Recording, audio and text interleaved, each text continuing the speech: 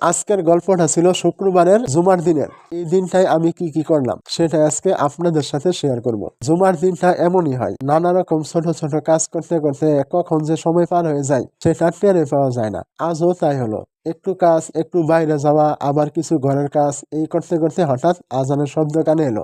আজান শোনার সাথে সাথেই বুঝে গেলাম আর দেরি করা যাবে না, কাজগুলো যেখানে ছিল সেখানে রেখে দিয়ে গোসল করতে চলে গেলাম। জুমার নামাজের জন্য প্রস্তুতি হওয়াটাও আলাদা একটা শান্তির ব্যাপার। গোসল শেষ করে পরিষ্কার কাপড় পরে নিলাম, মনটা তখন একটু হালকা লাগছিল। এরপর নামাজের জন্য বের হওয়ার প্রস্তুতি। আর এইভাবে নানা কাজের মাঝখান থেকেও আজকের জুমার নামাজের যাত্রা শুরু হলো। নামাজ শেষ করে বাসায় ফিরে এলাম। জুমার নামাজের পর মনটা এমনিতে একটু হালকা আর শান্ত থাকে।